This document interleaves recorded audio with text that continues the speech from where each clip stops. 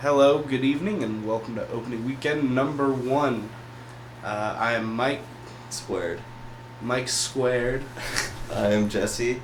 and we're gonna talk about movies today. Let's start off with what we just saw, The Joker.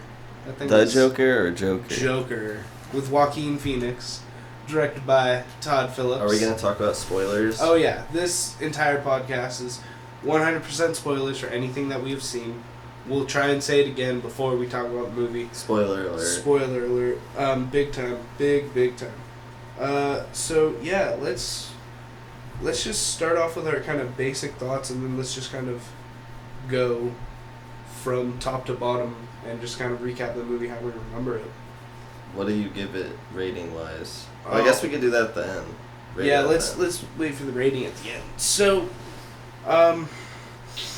I thought this was like hands down the best acting on the part of somebody just having to show their psychotic break through their actions and not really through much dialogue since Taxi Driver. And the best DC movie in a while. Since 100%. Dark Knight. This is the best DC movie since Dark Knight. I completely agree with that. I did like Man of Steel, but that was after the fact. I didn't like it when it came out. The more I watched it, I was like, okay, I kind of get that it's like he's not Superman in this movie, and it's supposed to be dark and gritty, and you have to understand that he just hates his life and everything that he has to do, and he just wants to be normal, which I get that after the fact. But this thing, you start off in that scene where it's him in the mirror, like playing with his mouth, smiling, and like all sad. And that's just so freaky. And then it really builds upon itself. This entire movie, it goes very, very structured and very through in one line. There's no jumping around, which I really liked. Yeah. Because with this, having to tell a story of somebody's like psychotic breakdown, you can't jump around with that. Yeah, because it only had like one bit of flashbacks where it showed him without her. Mm-hmm. Which you'll understand if you haven't seen it when you watch it. Yeah. And when we explain it, after we go from the very beginning to the very end of the movie and just talk about everything in it. But yeah, how about we do that? So yeah, like we said, the movie starts off with Joaquin Phoenix playing with his mouth, smiling, and then he... I thought that was hinting that eventually he was gonna... cut himself? Yeah, have a scar. I thought that would have been interesting. We'll talk about that later. We'll get to that at the end. But, yeah, so he's smiling, he's putting on his clown makeup to go to his job for the day. And, so yeah, he goes to his job and he's on the street. And he has this little sign, it's the one from the trailer, where he gets the sign stolen, he runs after the guys, gets smacked in the face, and, gets the shit beat out of him. But it's definitely way more brutal in the movie than it was in the trailer when they actually beat him up. Yeah. Like, it wasn't anything close to, like, It Chapter 2 opening scene brutal, but the rest of the movie makes up for that. And I don't really think this movie needed to be overly brutal like I felt It Chapter 2 needed to be. I don't really think It Chapter 2 delivered on the over brutality like it should have. No, it didn't. No. But we'll get into that way later. They didn't have much to work with going off the original, though, because the only 2 people died in it. Yeah, that's true, but we'll get to that. No, because important characters. Yeah, we'll get to that. But so he, it shows him the next day, and he's putting on his... He comes into work, and he's all sad, and, he's putting on his makeup, and they're all fucking with him, they're all joking around with him, and when one of the coworkers comes in, he gives him a gun. Now, that's, not really Taxi Driver-ish, but it leads us into the next scene where he is at his house, and his mom's asleep, and he's literally doing Robert De Niro from Taxi Driver, sitting in front of the TV, waving the gun like he's gonna shoot the TV or shoot somebody on the TV. Mm-hmm. And then he... That was that early? Yeah, that was that early. And then he points the gun at the wall and then he shoots the gun. Oh yeah, he got the gun right after he got beat up. Mm-hmm. That's right. Yeah, right after the title. Which is going off the fact that when there's a gun in the first act, it's used. Yeah, to kill if you someone. see a gun in the first act, it has to be shot by the third act. But it's shot literally 5 minutes later into the wall of his house. And Which then, was hilarious. Yeah, and then he convinces his mom that it was a war movie that he had up too loud. She was pretty senile. Yeah, well, and we'll get into Literally that senile. too. We'll literally get into that because it gets so intense so quickly. But after that, what happened after that? Oh, He meets her, doesn't he? yeah, he like went Meets out. the girl. Yeah, he went out to do something, I think, to get like his mom's pills. Or he was coming back from work one night, and it was just like a normal day at work, so they didn't really show it. And he's coming back into his house, and he meets Domino from Deadpool 2 and her kid. And you think the interaction goes pretty well, you know. They blow each other's, you know, they blow their brains out together. Which is, you know, kind of a euphemism, but it kind of goes haywire at the end. So, that was interesting. I want to get into that. That's going to be interesting. I heard some stuff and I'm agreeing with it thinking back on it. But after that, it goes into him at the children's hospital, right? Or is it him and his mom watching the Robert De Niro, like, late night show? Yeah. So, okay, that's right. So they're watching the show. We met her already. So his mother is played by, what's her name? Look her up. Cloris Leachman, I think. The mom? Yeah, the mom from Joker. Who is she played by? I can't remember her name. But yeah, I've seen her in a few things before. Frances Conroy? Yes, her. What else has she been in? American Horror Story? Yeah, that's where she's from. She's like a staple character. And She's 6 like Feet in every Under. season. I don't know what 6 Feet Under is. It's a good show. Okay. But yeah, so we meet her. I think that's the night he dances with his. No, it's after they go on the date. Yeah. Yeah, 'cause he comes back and dances with her. Yeah. So they watch the TV show, and you know, he's like his mom. She talks about how great he is. She also talks about how great Thomas Wayne. Thomas is. Wayne. Yeah, and that's where we kind of get the first kind of obsession impulse that she displays throughout the movie, and like kind of the control obsession impulse Yeah. that she has throughout the entirety of the film. But she says, yes, I wrote Thomas Wayne. He's going to help us. You know, he's going to help bring us out of this hellhole. He would not like to see us living here, you know, in this situation. And then he's like, all right, Mom, whatever, you know, yeah. Sure, he'll help us, totally. Like, he knows he's not going to get any help from Thomas Wayne. He doesn't know why she's writing him.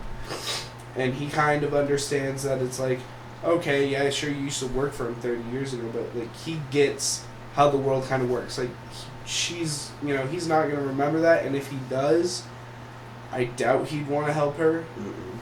And if he did, yeah, maybe he does, but that's if they parted on good terms. And the way that she acts, you kind of right off the bat could tell there's no way they part on good terms. You know, like the way the way she's living too. Yeah, and the way she keeps saying his full name and like obsessing over him just in that little scene was very interesting because she really was just like gooing and gawing over him. And then Joaquin Phoenix brings up that he's gonna get on to this little late night show, and his mom's like, oh, you'll never do that, you're not funny. And like straight up just bashes her own kid after just gooing and gawing over Thomas Wayne. Yeah, that's another comparison I see between this and Taxi Driver is the, like, elected, or the high-up person, like, I don't even know what to call them, but they're antagonists, I guess, even though Joker is supposed to be an antagonist. Yeah. But Thomas Wayne is an antagonist, just like the person running for president. The Yeah. Taxi Driver is his antagonist, kind of. Yeah. It's him and the pimps. And they're forced to like that person because of the woman that they love, which is Joker, his mother. Mhm. And in Taxi Driver, it's Travis and that woman. Yeah. I don't know her name. Yeah, I don't remember either. But Yeah. He cooks her at the end. Oh yeah. Which is great. Yeah, I like the So after comparison that, between the though, movies. yeah, there it really goes heavily handed on it. So after that, it goes to the next day. He's working at a children's hospital, and Oh, yeah. his gun falls out While he's dancing. while he's dancing. And he tries to grab it and he kicks it. Yeah, he like kicks it across the floor. And he's like, oh! Yeah, he screams. It's hilarious. Oh, we completely forgot. In between the mother, him going to see his mother after the elevator. So he was on the bus. Remember that scene had happened from the commercial, or from the trailer. So where he's messing with the little yeah, boy. where he's messing with the little kid, and so he's messing with the little kid, and the mom just like yells at him, tells him to stop, like bothering her son and whatnot. When it's like the kid was already staring at him, bitch, fuck off, don't even at me. Don't even. But so he just starts involuntarily laughing, really, really hard. A really good laugh. Like, just...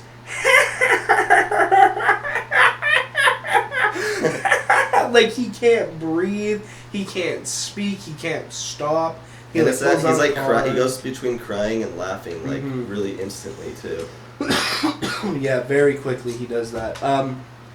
But he can't control it, so he pulls out a card and explains he has a brain condition from head trauma. And that'll come back into play later. And apparently his emotions are controlled by, or instead of emotions he just laughs. Yeah, so no matter what, if he's so like, if he wants to, I guess if he wants to, no, he can. I noticed when scream he's still. nervous he laughs, and when he's really really sad he laughs. Yeah. And when he's really angry he laughs. Yeah. So, yeah. It's like the primary emotions. Mhm. Actually, I think before the hospital scene was the scene of him sitting in the comedy club, wasn't it? Watching the comedians. Oh yeah, and then he'd laugh. Yeah, he laugh at laughs weird off parts. beats. Yeah. He laughs on the off beats, which I thought was so interesting Yeah. because it was like, Because the whole audience would laugh at the joke, and then like 3 seconds later he'd laugh, and Mhm. then he'd be saying another joke, and he'd laugh before he'd finish the joke, and then Yeah. they'd laugh afterwards. Because yeah. he'd be like writing something that he thought was funny, I think, Mhm. or he's just laughing. He was taking notes though, because it scanned over and it was like sexual humor always funny. Yeah. This thing works half the time. Like this works sometimes with few people, but not as much on a big audience. Like there was a bunch of like different like intricate little notes that he had writing down. But after so- the bus, what happens? I forget. So after the bus he gets into the elevator. They do the blow their heads out thing. Then he goes sees his mom. His mom does the Thomas Wayne thing. Then he goes to the comedy club, and then he goes to the hospital where he drops his gun. Oh, okay. So and then he gets then- fired. Yeah, he gets fired. Which, over a phone call. Yeah. Which was pretty funny, but then And then he finds out that the guy who gave him the gun told his boss. yeah, that he came to him looking to buy one. Yeah. Like, so I guess in what I think what Todd Phillips was trying to do and what the writers were trying to do was to make this big bald guy who was the clown, because that's who he was. He was the big bald guy from Taxi Driver, the one that was there the longest, that knew everything. You know. Yeah, the wizard guy. Yeah, the wizard. So they were making him, but instead of him. So the character in Taxi Driver, I can't remember his name. I think they call him the wizard, but he's from Everybody Loves Raymond. He's the grandpa from Yeah. Everybody Loves Raymond. Yeah, I'm pretty sure his name is the wizard too.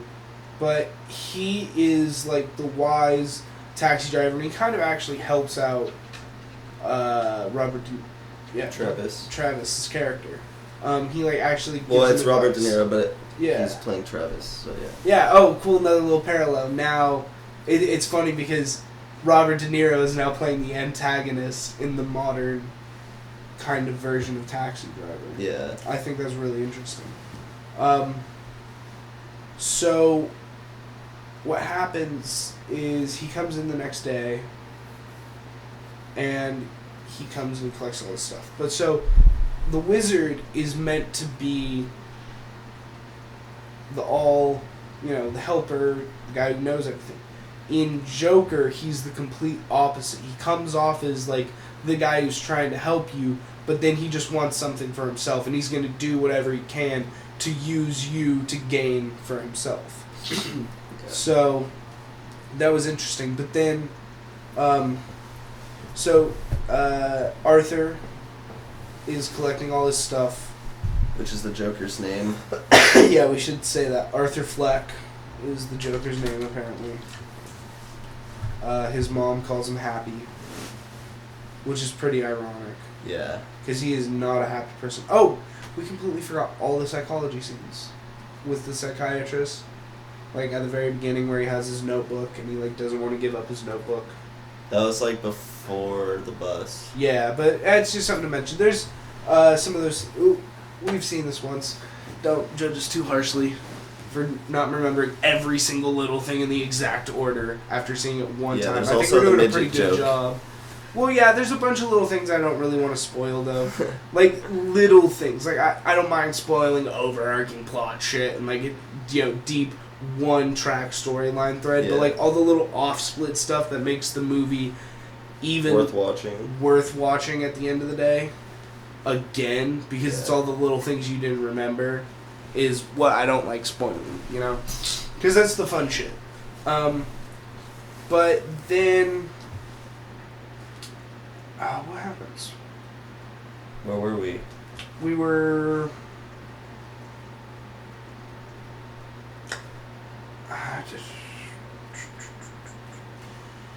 He got fired. So he was at the station cleaning out his locker room, and so the wizard character in Joker, that's where we were. So wizard character in Joker comes up, he says, "Hey, I'm real sorry you got fired, that really sucks, blah, blah, blah, blah, blah." And then he just looks at him like, and he just straight up says, "Fuck you, like, the fuck, you straight up, like, sold me out. I know you did."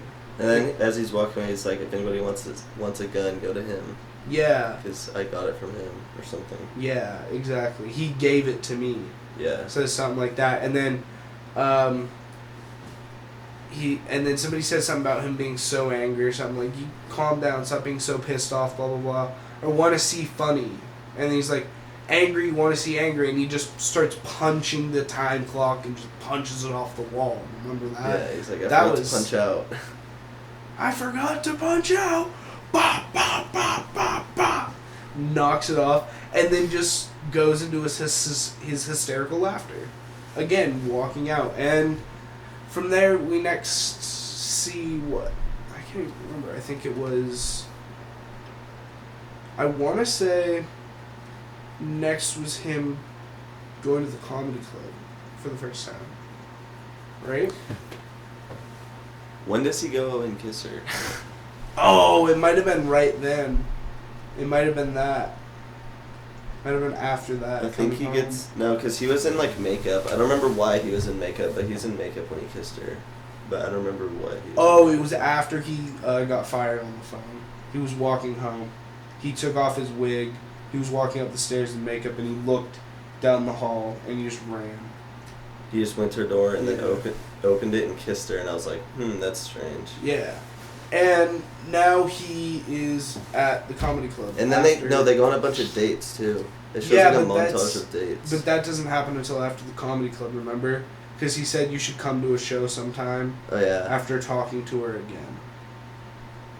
Oh, no, they were getting coffee. That's where we are next. They get coffee. Remember? Yeah. Yeah, it was from the trailer too. We see that. So yeah, they get coffee. He mentions that he's trying to be a comedian. He's like, "Yeah, you should come to a show sometime." And so next we see him at a stand-up club, and he gets up there and he starts trying to do stand-up, but he like gets super nervous, so he just starts laughing. For a super long time. Yeah. And everyone's like all weirded out, and then he looks around in the crowd and he sees her. And we had seen a previous shot of the crowd. She is not there, and then she's there, so that might have been a continuity error maybe, but based on the rest of the movie, I don't think it was. But yeah, then he starts kind of getting into a rhythm, and he, I guess, kind of gets into a rhythm, but it fades and cuts out. So we don't really know how he does. No one laughs at his first joke, and then he starts to say a second one, and then it cuts out. Yeah, but remember, then he looks at her, and then he starts actually talking, and then you hear, like, light laughter. Yeah. And then it cuts out. So I think Which I think he might have imagined that. Yeah, 100%. Because then the next scene is them going on a bunch of dates, and then it's him going home to his mother, dancing with her, and then he is watching the late night show because he takes her to bed because she came home and she was asleep. So he picks her up and walks her to her room and dances with her to her room, and then he's watching the late night show, and Robert De Niro plays the video of him just laughing. Yeah. On the stage. Doesn't even show a stand-up. Yeah, it's just him laughing, basically. Like, there's a couple of jokes, but, like, not a bunch of them, you know? So, And then he calls him a joker. yeah, he calls him a joker. Which is the first time Joker is said in the movie, which is by Robert De Niro. Yeah, yeah, and then he kind of, you know, gets a little angry, freaks out a little bit. What happened next? His mom goes to the hospital. Yeah, oh no! What happens next is he opens the letter that she wrote to him. That's right. Because he was waiting to open that. And that note said some hefty... Yeah, it has some hefty plot Heavy shit. lies. Yeah. Demonetized. I've heard demonetized. Ooh. But so after, yeah, so he reads it and the note says Thomas Wayne's his father. Like straight up, she apparently had an affair with him. That's his dad. She signed an NDA. The next morning. So everyone in the theater's thinking Joker's related to Batman. Yeah, and I'm like, no fucking way. I don't believe this. I don't buy this for 1 bit. second. I do not buy this for one singular Millipube. Yeah, one singular 11-year-old millipube. I do not buy it for one of those. Hey, we were all there at some point, man.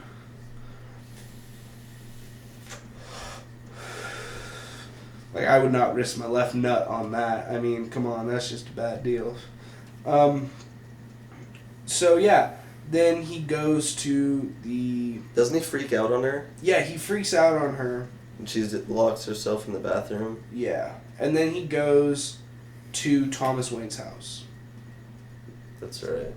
And there's little Bruce. And Alfred. Little kind of creepy doll Bruce. Kind of like Omen. Yeah, Omen mixed with baby doll. Like I could see that being like a little 2 feet fucking doll that they sell at Target to children. Like it's just kind of creepy, to be honest. Like it's just the perfect bowl cut on the. I don't remember what he says to him. I don't think he says. He doesn't even say. Bruce says nothing, and Joker doesn't say anything to him about them being possibly related. But he just tells him a joke, I think. Yeah, I think he does magic for him. Oh yeah. So Joker does magic for the kid, gives him flowers, and then puts his fingers in his mouth and makes him smile. Yeah. And then young Alfred comes up, shout out to the YA, that young Alfred, and goes, "Who are you and why are you putting your fingers in the mouth of a child when you're clearly Of a trillionaire child? Yeah, of a trillionaire child. Why are your fingers in the mouth of a trillionaire child? You are but a 32-year-old man. Why are your fingers in this young boy's mouth? Kevin Spacey."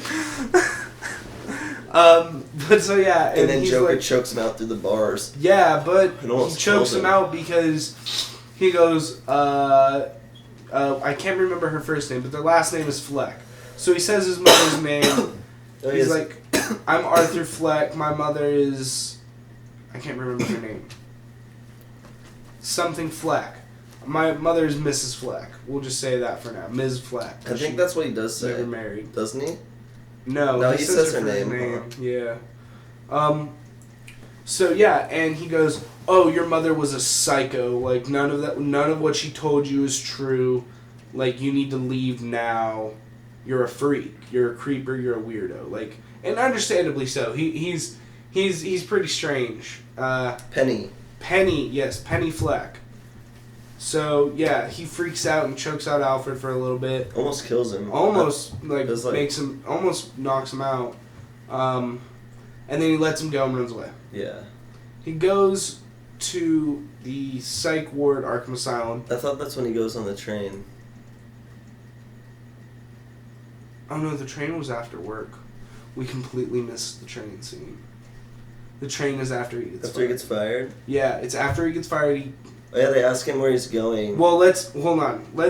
I want to finish this little thing with Arkham Asylum and his mother real quick. Then let's jump back to that. Okay. So he goes to Arkham Asylum to see if his mother was actually in there. He checks it out, finds out his mother was actually in there, and that she actually adopted him, and that he's not even her kid at all. So this Joker origin movie turns out to still even be a mystery to who are the Joker's parents. Like, yeah, I guess she raised him and it was his mom, but like, she gets put in the psych ward for abuse of her 2-year-old adopted child, she which let is Arthur. her boyfriend or husband abuse him. Because he was like handcuffed to a radiator for 10 days. Yeah. Which she said he was laughing the whole time because he was laughing the whole time because trauma. Because of head trauma. Yeah. So from being beaten. Yeah, by the stepdad. Yeah. Maliciously, in the report is what it says. So and he steals the file, runs off with it, and he comes home to his mom going into the hospital. And we're going to stop there at the hospital and just jump back to after he got fired really quick. So he gets fired. He's heading home on the train. There's a woman sitting across from him. She's reading. She's not really paying attention anymore. There's 3 drunk guys down on the train. Messing with her. Huh? They were messing with her. Well, at first they're just down on the train minding their own fucking business. One of them's talking about, oh, I almost got laid if you hadn't come up and done the bullshit in the butt. Whatever they were saying, all drunk like. Yeah, and then one offered food to her. Yeah, I think he offered her sausage, I believe. And she's like, nah. Nah, I'm good. She didn't even say anything. She's just like, looked at Arthur like, you're gonna let them say that shit? Really? Come on, man. You want to defend me, please? And then I think he said... He just starts laughing. No, I thought he said she doesn't want any or something. No. Because they came up and they start just, like, getting in her face, and one of them says a really bad pun. And he just starts laughing at the really bad pun, remember? Oh, yeah. He's like, what are you laughing at, man? Like, what are you doing, Dan? What are you laughing at? Like, why are you laughing? And he's like, I can't. He's trying to, like, pull out a card to explain that he can't stop laughing. And the girl uses this time. She escapes. She gets away from the situation. Good for her. Smart woman in a movie for once. What do you know? It's not the typical dumb horror girl who goes, we should split up. Oh no, we shouldn't have sex. But let's have sex in these woods right now. Cabin in the Woods? Yeah. When they go and bang outside. God. It's such a funny movie. But yeah, so they start beating the crap out of Arthur. Arthur gets on the ground of the train. He starts getting the crap beat out of him.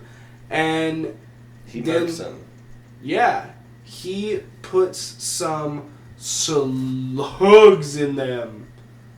He puts quite a few slugs in them. He murks 2 and then with hits a one in the 38 leg. Revolver. And then one runs away, tries to get away. So he shoots the first guy in the chest right through the heart.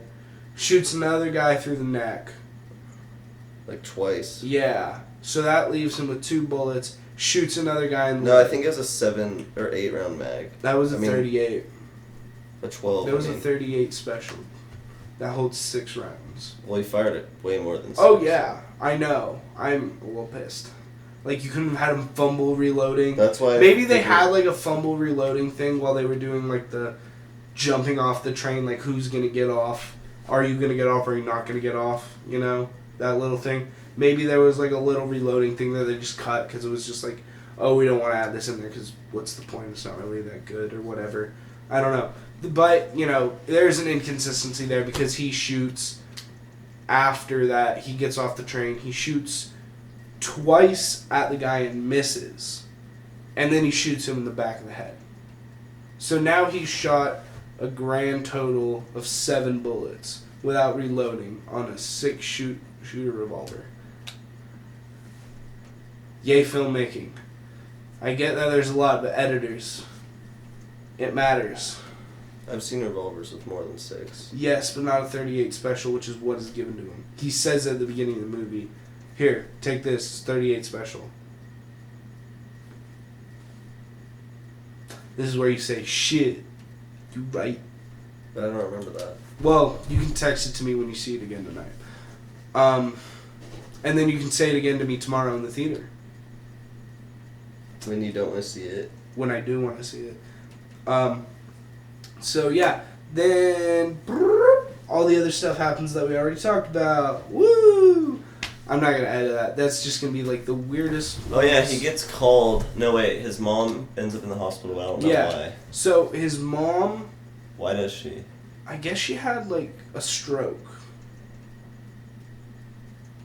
I guess. I think that's the date montage because in the date montage, his mom is dying and she's at the hospital. Yeah, that might. Yeah, that's right. It's like after. Well, no, that was the end. No. That's like the end of the date montage. Remember? Because like they had already done all that to have it be where it was like she was comfortable being around. Jumped ahead. It kind of jumped because you're like, you even asked me like turned to me, you're like, are they fucking now? Yeah. Because that relation like really jumped up. Yeah. Yeah, that's right. Yeah, so I think you're right. That the date montage might be after that. Actually, no, I think it was earlier because. It was before it. Yeah. Yeah. So. Yeah, and they're in the hospital, and she's with him. Yeah, she is with him, and he's, he's just trying to deal with all of it, and then it cuts next. What did it cut to? He gets a call from the show. Yeah, that's right. I mean, there might be some other stuff in between that. Yeah, we might be misplacing some other things that I know happen around this time, but I don't know if they happen now or later. So actually, why don't we talk about it? So he gets a call from the late night show that made fun of him with Robert De Niro, and they want him to come on. He's like, yeah, sure, I'd love to. I know that was after his mom was in the hospital. Yeah.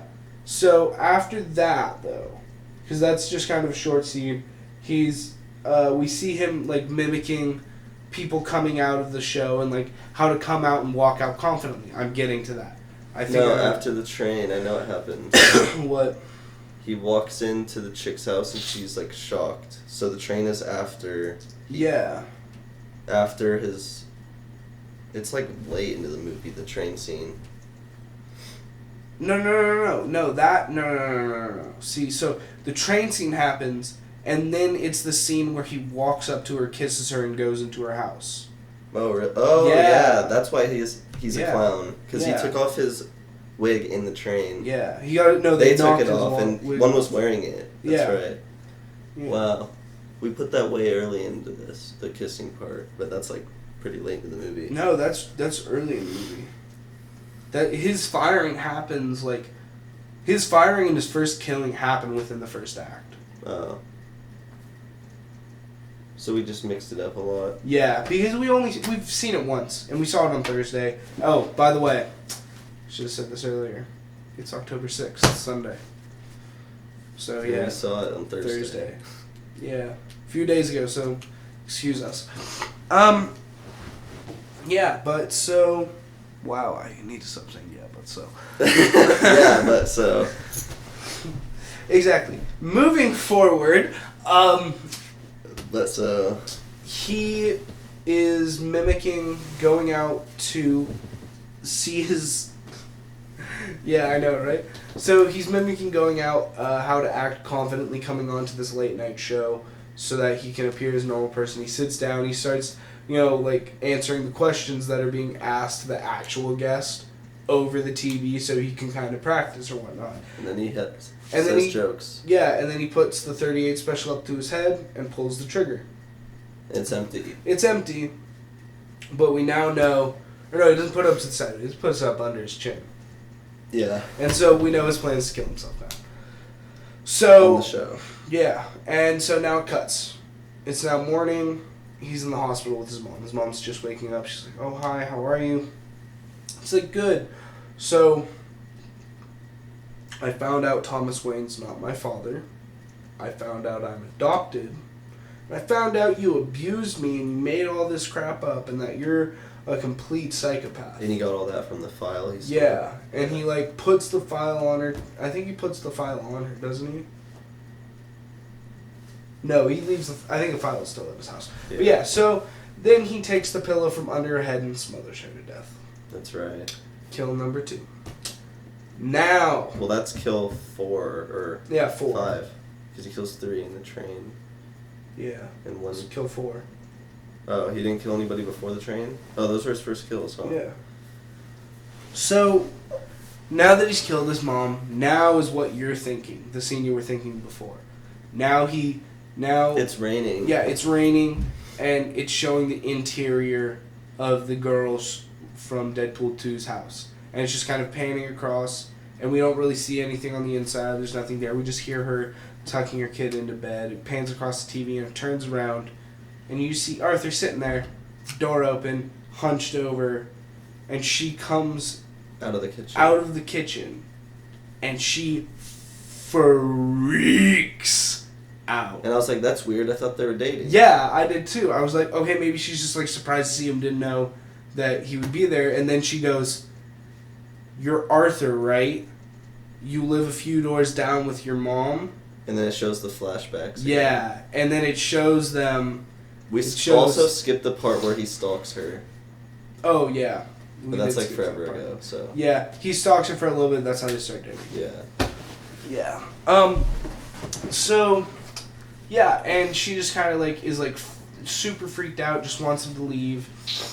And next thing we see is just a shot of the hallway and him walking out, door open, and there's no noise. You know, the door doesn't close behind him. He just walks out. I think we can add another body or two. Because she had a kid. Yeah, I don't know if he killed the kid. I don't think that... I just don't Because think I don't that- think he's quite the Joker yet. At Yeah. this point, I still think he's Arthur Fleck. He still has a semblance of humanity in him. He's definitely not happy. At this point. Yeah, he's not happy at this point. Happy died on the train When he ride home. smothered his mom. No, Happy died when he smothered his mom. But Arthur Fleck at this point is still kind of alive. But I think he killed her. But because I I feel think like he she would killed have her. walked out, or like at least. She would have watched him walk away, and she would have closed the door behind her. Yeah. The door doesn't close behind him, and he has his head down, walks into his house. Next is the next afternoon, I guess, and he's putting on white makeup and he's shirtless. And lo and behold, He the has a midget- tank top. Oh yeah, but he takes it off. Does he? I'm pretty sure the shot from the trailer is him shirtless. I'm pretty sure when he's in the crossbar thing. Yeah, I thought he had like white gloves and. No, he doesn't have gloves on. It's just his hands. Like the palms are covered in white makeup. So he's painting his face. Yeah, so his face is painted completely white. Yeah, he was getting ready for being on the show. Yeah, so his 2 coworkers come over, and To say sorry, I guess, for getting fired. no, they came over to say sorry about your mom. though. Oh, that's right. Yeah. So it's the guy who's supposed to be Wizard, and we didn't The really midget. mention him much, but one of the midget. He's like the assistant manager at this like clown and he's the place only guy that was nice to Fleck, apparently. Yeah, apparently. So we can add another kill on during this scene because they bring over a bottle of whiskey, you know, be like, hey, And that I was wanted like to one of my help you favorite more. scenes. Yeah, that was fantastic. That was a fantastic scene. But so Arthur, before he opens his door, he puts a pair of scissors in his back pocket. And he bolts the. The door locked as they come in. So I'm thinking, oh, they're both going out right now. Yeah. And when you turned to me and said, this is the scene I saw online, I was like, okay, when he saw this, he told me that this is going to be like the hardest R of the year. And I was like, that means they're both gonna die. No way, no how that they're not. It has to be that brutal, else it's not gonna be the hardest R of the year. And oh boy, was I wrong, because Wizard starts to approach Arthur and say something. He says sorry for getting you fired, basically, and he's like, oh, no problem. And he grabs Wizard by the shoulder, pushes him into this corner, pulls out the scissors, stabs him in the eye, rips out the dude's eye, and just starts stabbing him in the chest. Blood all over his face. And he's smashing his head in yeah, the oh yeah, no, sorry. So he stabs his eye, you're right. And then he grabs his face and just starts smashing his head in. Uh-huh. And now he has blood all over his white makeup. And then he just kind of sinks to the floor as Wizard character is now dead. And then the midget's freaking out in the yeah, corner. He's like, I'm next. Like, Arthur, please don't do it. And he's like, oh no, you can leave. It's okay. He goes back to Arthur. Which is why at this point I still think he's Arthur Fleck, even now. Yeah, because Even Joker, now. he would have killed him. Joker would have killed him 100%. He's like, you were the only one that was nice to me. And this is, I do want to kind of say this because this is like one of the things I'm like, I don't like spoiling. Actually, no, I don't want to say it. But yeah, so then he leaves. And Joker gets dressed and he heads out. And then the two cops start chasing him. We didn't talk about that. There's two police officers That's after. So before his mom's death. Oh! What caused the stroke? Remember? It's the police officers. Right. So 2 detectives come to his house to ask his mom some questions about, did your son possibly kill 3 people on a train? Which, yes, he did, but she doesn't know anything about that. Like, no way in hell. She's super senile. Then she has a stroke. Because the cops knew it was someone in a clown getup, so they went to the clown business place where Arthur works. Well, all of them, and they eventually just got to Arthur. Yeah. Because they don't really get to him until, like, the end of the second act is when she goes in the hospital. Like, the middle of the second act, I guess. Towards the end, though, still. Because that second act was big chunks. But then he, in his Joker makeup, he's dancing down the stairs like in the trailer. And you see the 2 officers at the top. He starts running. He gets away because he gets on a train with a bunch of other protesters. Now there's protesters all over the city that are protesting against Thomas Wayne calling the low, impoverished area people clowns. So they're all in clown masks protesting him, running for mayor. So he gets on the train, he hides in with them, puts a clown mask on, and then one of the officers shoots a clown in the leg, I guess. Which, funny enough, just happened in Hong Kong. I think it was last night. Yeah, like straight up. So, it's just funny to me that actually happened in real life just a few days after the movie came out. But, she shoots one of the clowns, and then they get, like, dragged down and kind of beat up by all the clown protesters. And now Joker gets into staging area. Now he's ready to go on to the late night show. He's ready to kill himself in front of Robert De Niro and millions of late night fans for shits and giggles. But he, this at this point is where you kind of have to say, yeah, this is the Joker now. Because as Robert De Niro is talking to him before the show, like, hey, why are you in clown makeup? He's like, hey, if you want to go out with it, go for it. But his assistant's like, no, you shouldn't go out in the clown makeup. A lot of political bullshit. Like trying to. And he's like, no, this control. isn't political. He's like, this isn't political. This is just my part of my act. Yeah. He's like, this is just me being me. And Robert De Niro's like, I love it. Let's go with it. This will be hilarious, I think. Mm-hmm. And also, we forgot to mention there's a lot of him smoking cigarettes. Yes, and a lot of shots of him smoking cigarettes. If you've listened to GSD/4Fellas, it's 4Fellas now, used to be GSD, all under Cheap Talk Studios. So, Yeah, so he smoked cigarettes for the whole movie, and that really was kind of difficult for me because the entire movie felt like it was really, really long because I really, really, really, really, really, really, really wanted a cigarette. Like It adds to a character to have them smoke cigarettes, though, for some reason. Yeah, it really does because you know if like somebody's smoking cigarettes, like they're going through some fucking shit in their head. Yeah. Like I don't care who you are, no matter how happy you seem. If you're smoking cigarettes, you're probably going through some shit inside of your head. And it might not be like that significant to the rest of the world, but it's probably super significant to you, and it's stressing you out. Yeah. So smoke them cigs, dog. Smoke them cigs. Smoke them. Smoke them if you got them. That's a good song. Yeah. So yeah, he is getting ready. They announce his name. He starts doing his before that. Oh yes. He's talking to that lady. Like there's another lady. Yeah, he's talking to a scientist. Well, let's state this. And then there's a beautiful wait, shot. really quickly. So before all of this, Robert De Niro asked Robert De Niro, "Hey, when you call me out, could you call me Joker?" Yeah. And that's in the trailer, but looking at it in the full context of the movie, I really wish it wasn't. Wasn't in the movie? Wasn't in the trailer. Oh, yeah. Because that scene would have been so much more impactful if it was just in the movie and not in the trailer at all. Yeah. It really would have just, like, slammed it out of the park. Get a homer right down into the friggin' lake. You know, just like out in San Francisco.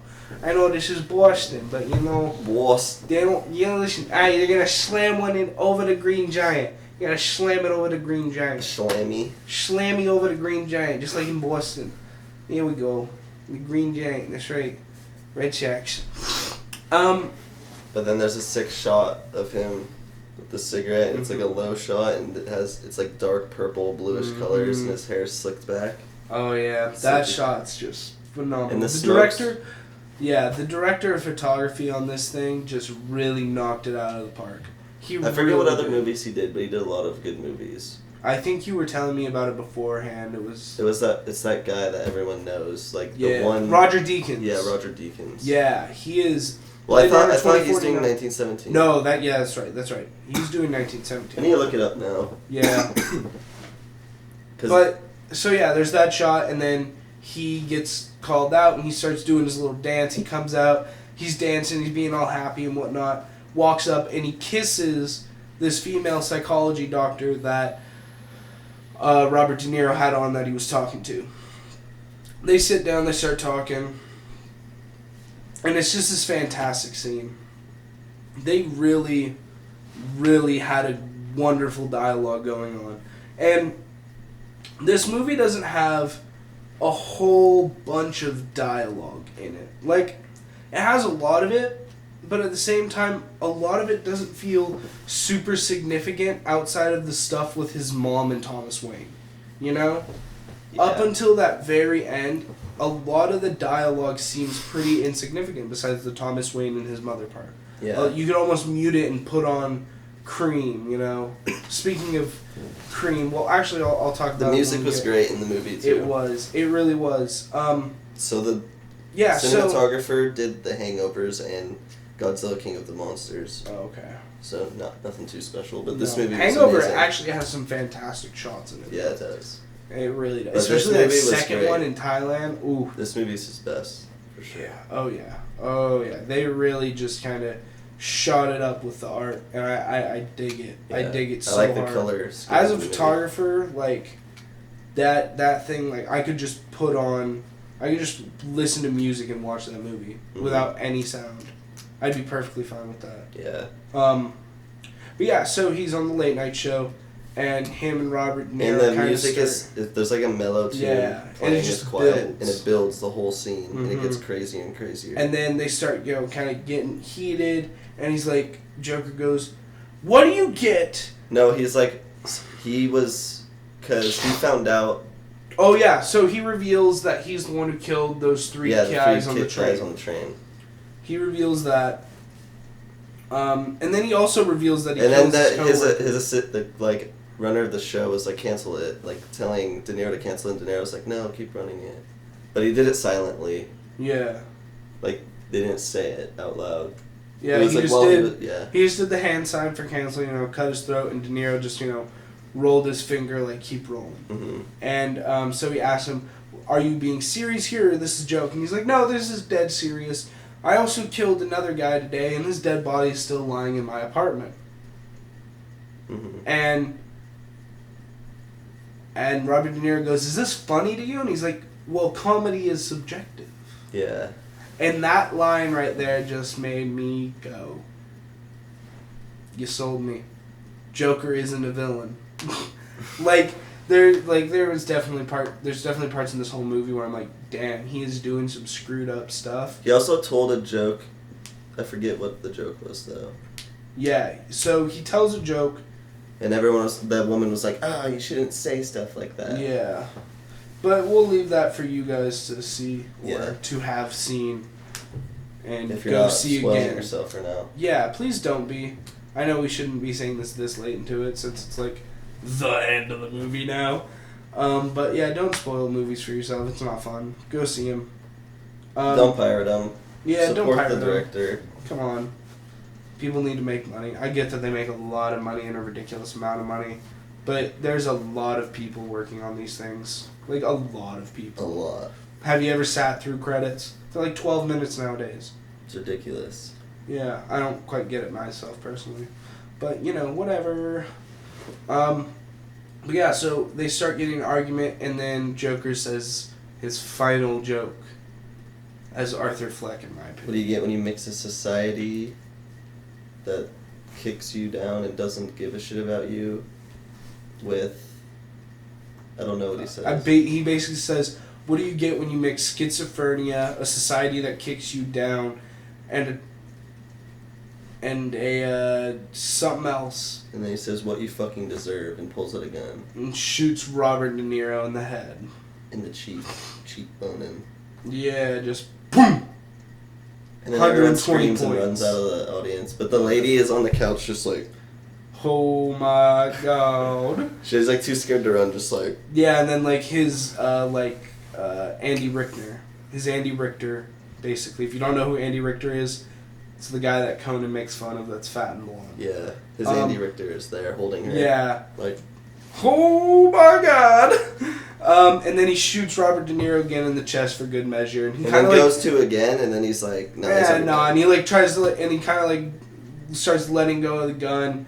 And I think his fingers like hit the cylinder of the gun. So like that's hot after you've shot two rounds right there at somebody. I mean, even if they're long range, it's still going to be hot cylinder because there's, so it works, you have your 6 rounds inside of a circle. All of that metal is connected, and then that's all just going to heat up since every single time you don't have the shell ejecting from the weapon. So that cylinder is just going to start to heat up over all 6 rounds. So after 2, it's still going to be pretty hot to the touch. So if he hit that, but when he hits it, he kind of fumbles it down like Heath Ledger when he fumbles the detonator in Dark Knight. Yeah. And I thought that was just kind of a cool little nod to him. If that was I'm sure that was intentional by the writers maybe, or by Joaquin Phoenix, and Todd Phillips is like, yes, we need to keep that. But I thought that was just kind of a cool little nod, even if they didn't mean to do it, Yeah. That just really reminded me and hit home that these are actually 2 separate performances, because that, up until that point, it doesn't even feel like he's the Joker. And then this last stretch of movie, he is the Joker. Because the next thing that happens is he gets out of there, he ends up getting arrested. And he's in a car. Yeah, and he's in a police car. Police officer goes, see how much trouble you caused, and all these clowns are rioting. And he like, in the he's streets. looking down. It looks like... He doesn't look outside till the cop says that, and then when he looks outside, he starts to smile. And he's yeah, happy. and he goes, it's beautiful. Yeah. And then Cream's White Room starts playing. And, oh yeah, it hits the fan again, because out of nowhere, here comes an ambulance. Boom! Hits the car, kills the two cops. It's being driven by one of the clown protesters. They hop out, they pull him out, and they put him on the hood of the car. And they want to, like, have a speech from him. They're, like, all cheering for him. He's got blood dripping out of his mouth now, so he just grabs it, and he just wipes a smile on his face, and just starts dancing on the hood. It's perfect. And it's, like, the perfect shot to end on. Then it cuts. And we see... Well, actually, it cuts to more of the protest shot and more footage of, like, the protests going down. And the protests, to be quite frankly honest, looked like something out of, like, Baltimore in 2016 after Trump won. Like, just, they're destroying everything. They're burning shit down. They're blowing up cars. Well, they didn't blow up cars in Baltimore. They were breaking into businesses, looting and rioting. But, like, they weren't they were destroying things. They weren't blowing up things. Yeah. This was, like, a whole nother level. This was, like, Watchmen after Reagan won his fourth term. And they were like, but there was nobody going flying through the streets lighting people on fire. There wasn't a comedian jumping down and blasting them. Exactly, yeah. So, yeah, then it cuts to Arthur and, well, the Talking Joker to that now. chick. It's now the the Joker. same chick? Yeah, I think it was. Yeah. But now he is the Joker. We're not calling him Arthur at this Uh-huh. point anymore. Cause he's Then the she Joker. calls him Arthur, though. Obviously. Yeah, she does. But before that, during the riots, the last scene of the riots is the Wayne family coming out of the movie theaters. Yeah. And I didn't really like this. Because they get gatted. Which, that's not why I didn't like it, but it was like, they get gatted way differently than any other origin story. Yeah, they die due to rioting. It wasn't even rioting, well, they like, die they- because it's like an assassination. They don't want him elected. Yeah, so they... When usually it's a robbery because they know he's wealthy. Mm-hmm. I mean, they still kept it the same where he rips off her pearls. Yeah. That's always the same in like every Batman. But Yeah. That's But like I felt it was also unnecessary. Like, we don't need to see them die. Yeah, and also in real life, I don't think. Well, he didn't have a mask or anything, so Bruce Wayne totally saw his face. Like, I would not let Bruce Wayne live Yeah. in that situation. Yeah, but in this one, it's rioting, so they're not going to kill a little kid. That's Yeah. kind of screwed up. They at least understand that. You know, they're still human. They just want to be treated as such, which is why they're rioting in the first place. Like, that's the one thing I liked about the rioters in this movie particularly. They weren't rioting over, like, we're poor and we need, you know, economic equality and blah, blah, blah. It's like, no, we're poor and you made fun of us, and that's not okay. Yeah, just because clowns. we make less money than you doesn't mean we're less human than you. Yeah. And I liked that that's why they were rioting, and it wasn't over like, you make more money than us, Wall Street bad, yeah, which was nice. But so yeah, the Waynes die, and then it cuts to the Joker sitting there smoking a cigarette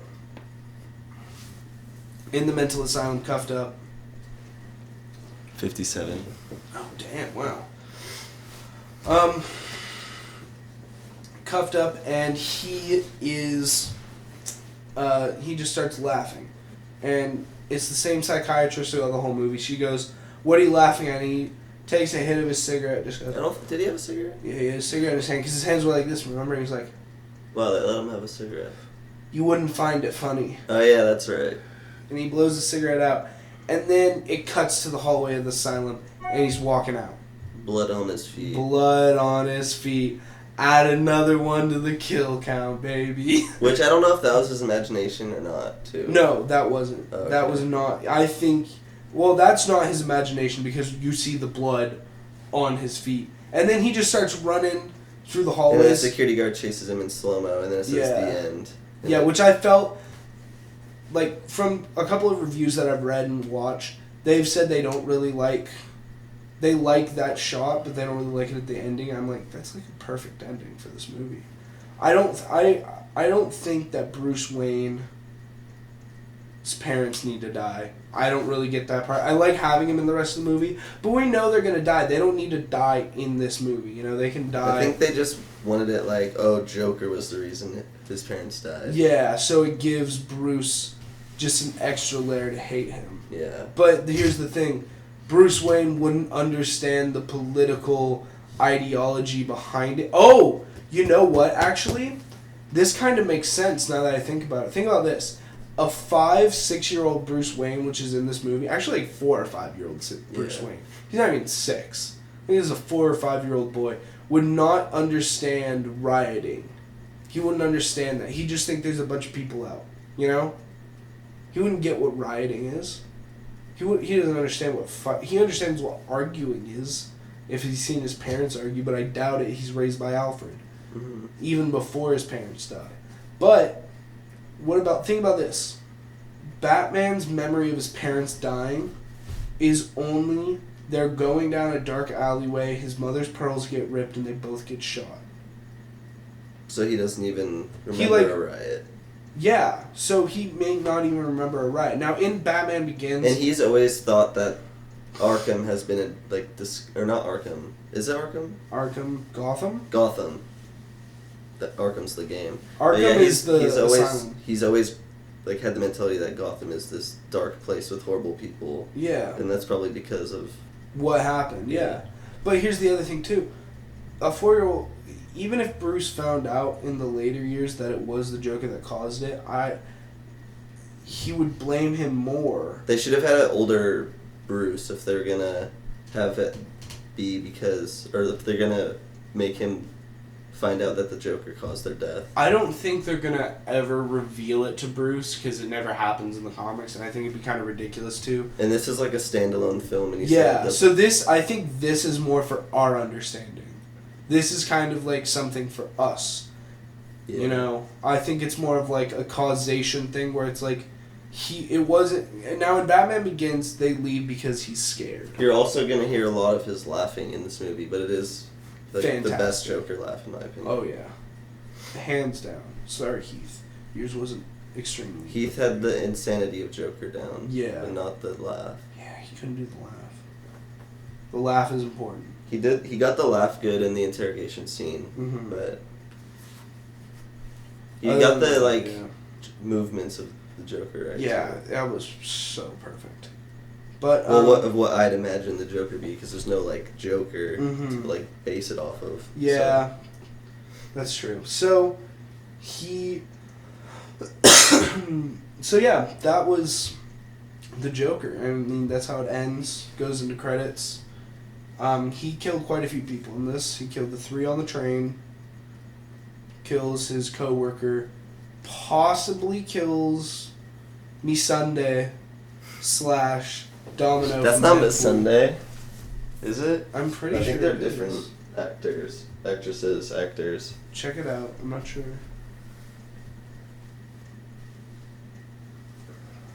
Yeah, I'm not 100% sure. But, so, Missandei, Robert De Niro. So he kills 6 people. His mom. Oh, his mom, 7. Oh, wow. It really doesn't feel like he kills 7 people in this movie, but he kills 7 people in this movie, which is pretty impressive. Counted the guy in his apartment too. Yep. Which is pretty impressive. I mean, it might be 8 if he ended up killing the girl's daughter too. You know, you never know, because we don't even have confirmation that she died. Yeah. But I'm pretty convinced she did, because who doesn't close their door after they're scared that somebody just got into their house? You know. Yeah. Let's go into rating. I guess it's up to the viewer for that scene. Yeah. But I'd give it a 9 out of 10. Yeah, I'd say give it a 94 out of 100. I'd give it a 9 out of 10. And out of 100, I differ with you on this. I'm going to say 96. That's good. Because I really think that this movie delivers. From top to bottom, it just flows so well. Which is why I think it's a lot harder to remember every little detail and when it happens, because it all just feels so...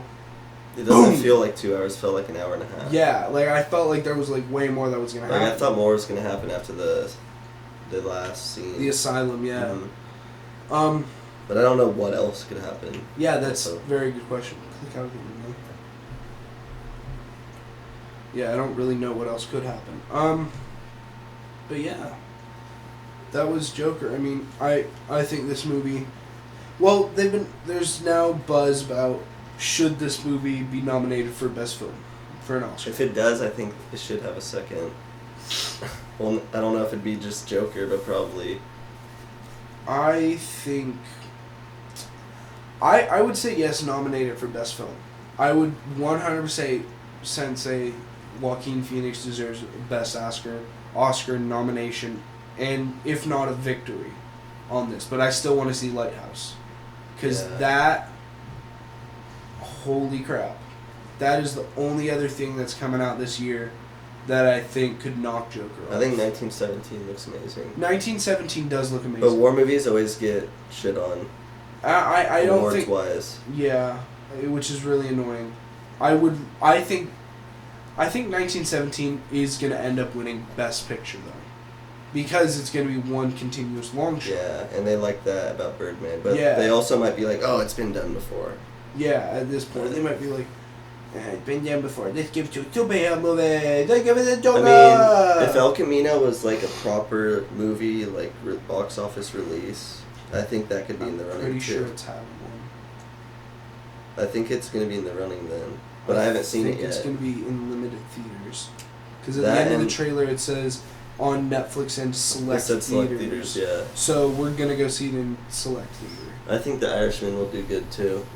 There's 4 Okay. movies other than The Joker, I think. Lighthouse, Joker, 1917, Irishman, and if El Camino gets in the running, which I think it would, because we've both said this multiple times over the years, just knowing each other. If Breaking Bad had been even a one-off movie, it would have won Best Picture. Mhm. Because that's just a fantastic story. I just think it's crazy that Vince Gilligan wanted to kill Jesse Pinkman in the first season. And now he has his own movie. Yeah. It is quite insane. But The Lighthouse is the only thing that I think could possibly take away from Joaquin Phoenix getting a Best Oscar win off of this yeah, movie. Willem Dafoe looks... Willem Dafoe looks just as crazy as Heath Ledger did in Dark Knight. He looks as crazy as... What's his name from The Shining? Why can I think of his Jack name? Nicholson. Yeah, Jack Nicholson. Yeah, he looks absolutely psychotic. And It's black and white, yes, too. it's 100% black and white, and it's also made by the guy who did Vivitch, which you told me to watch, and I had been wanting to watch for a while, but I never knew anybody Anya else who watched it. Baylor-Joy. Oh my god. Anya Baylor-Joy. Anya Taylor Bay for Life Joy. Yeah, so that movie is absolutely fantastic, but I just think at the end of the day it's not as good as Lighthouse is going to be, because this thing is just going to be... I think this might end up being more psychologically terrifying than Hereditary. Yeah. Because I hope it's so. 2 of them in a lighthouse on a rock in the middle of the ocean, basically. In shitty weather. In horrible weather, off of the coast of New England, like in the winter. Horrible weather. This thing is going to be... And A24 always delivers on horror Mhm. movies. A24 Always. has really been pumping them out. Even Midsommar was terrifying. Yeah. Like, I don't think it was as good, anywhere close to as good as Hereditary. But if he had put that out before Hereditary, Hereditary would have been 10 times scarier than it already was. Mm-hmm. Because we would have gone in Midsummer, knowing... I would have liked Midsummer more if it Oh, was yeah. first. If Midsommar had come out first, it would have been a way better film than it was. Because I was super expecting like a scarier like Yeah, I was expecting like a light version. I of was Hereditary. expecting Hereditary during like the light daylight. themed, yeah. I 'Cause was the trailers expecting were really a like mind bright fuck. and, yeah. But we got the mind fuck, but it was a slow burn mind fuck. I love slow burns though. Yeah, which like I'd watch it again, honestly. I would just wish it showed more Mhm. more I do too. details. I almost want to watch the extended version back to back with the normal version to see what the differences were. Because when we Yeah. saw it, I couldn't tell. I couldn't tell either. But granted, it'd been like a couple months since we had seen it, you know?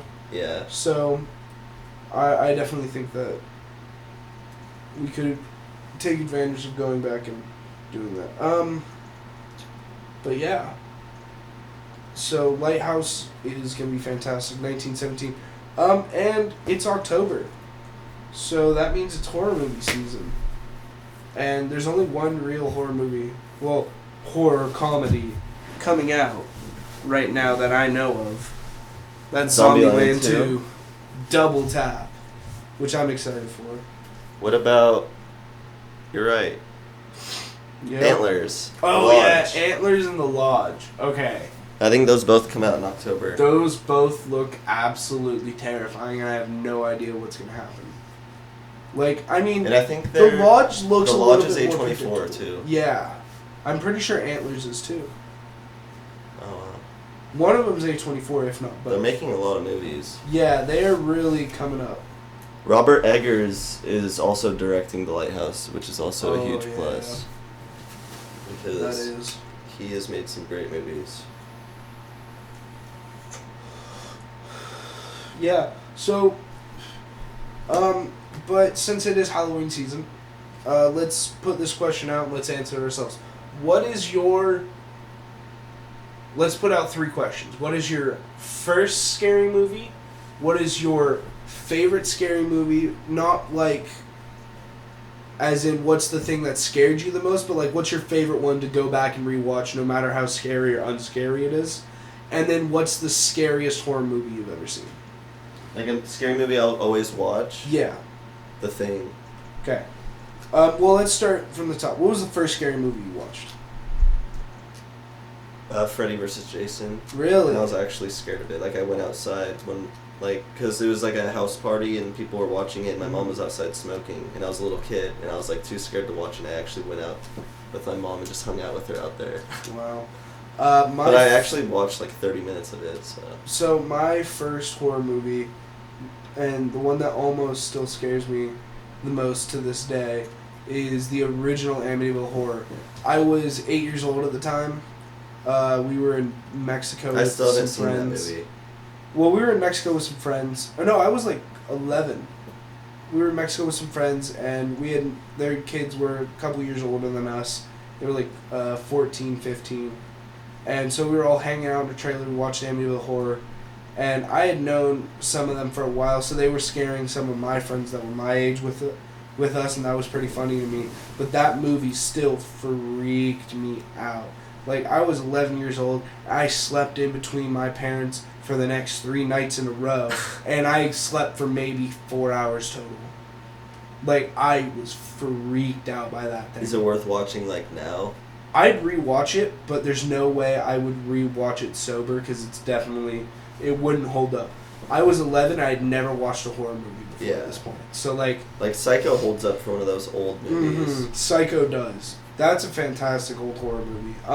But some of them, like horror movies back then, are just cheesy now to us, in a way. Like, the effects are bad, but Like the old Thing is good. I mean, like people it's just- look at it and you be have like, "Oh, to- that's cheesy." But Yeah, so you have to it's- respect it. So the thing that you kind of want to avoid when you're going to old horror movies is don't hype yourself up when people tell you, "Oh, this movie's so great." Like, you have to remember they probably saw it when they were way younger. If you're in your late teens, early 20s now, and you're going to see like Halloween for the first time, Freddy vs. Jason, Friday the 13th series, Nightmare on Elm Street series, the Leprechaun series, any of those, you have to remember that a lot of people saw these when they were young. Which is how you kind of have to see them with all the technology we have now. Because now that you're in your 20s and you can go see Godzilla fight Mothra and the Hydra and all that on a giant screen that you put glasses on where everything pops out at you and the seats vibrate and move to make you feel like you're in the action. Like, Godzilla doesn't look like a puppet destroying miniatures anymore.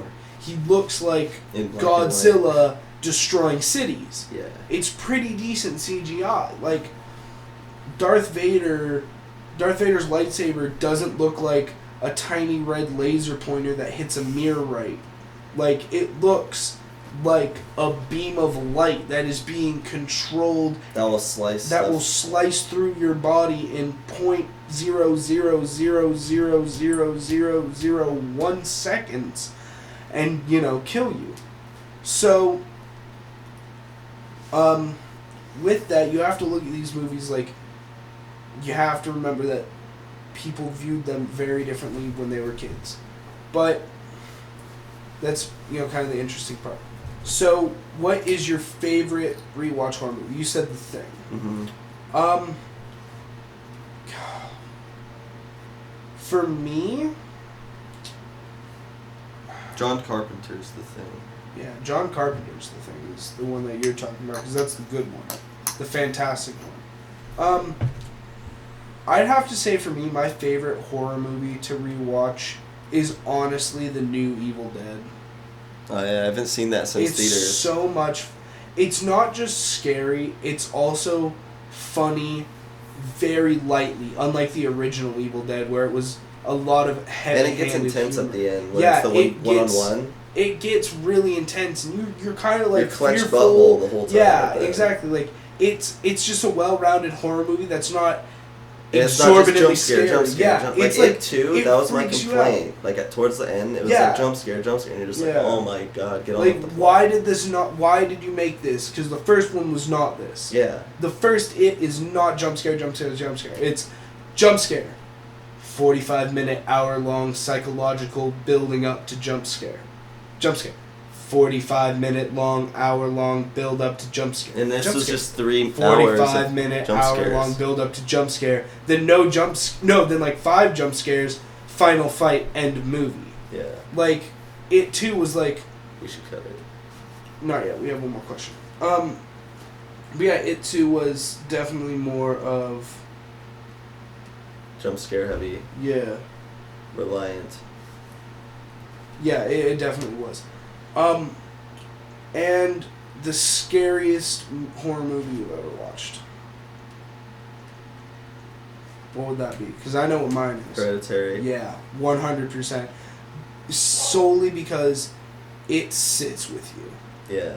It I really was talking about it for a sits while with you. afterwards, and I haven't done that with the whole Like, movie. there's still things like sometimes like I'll be going into my house and I'll have to like look up my staircase. There's sometimes where I'm laying in bed and I'm just like, look up in the corner. Yeah, and above I me. start thinking about it and I'm like, oh god, I'm not sleeping tonight. Great. And I'm 23. Like, that shouldn't affect me that hard. I understand it's a movie, it's not real. Looks in the corner. Oh my god. But just the last, 20, 15 minutes. No, of that whole movie, dude. Because there is no jump scares in that movie. Yeah. It's when you see the it's grandma a in the whole corner. Psychological. Oh my god, the grandma in the corner. You're making me look behind me. She's just over there. And she's like, Mom? Turns on the light, gone instantly. Oh, that thing just is so Or horrifying. just Charlie drops her head. Oh. Yeah, but so this has been opening weekend. Thank you so much for tuning in. It's been real. We hope you enjoyed. Like, comment, subscribe. My Yeah. dog's barking. Good night.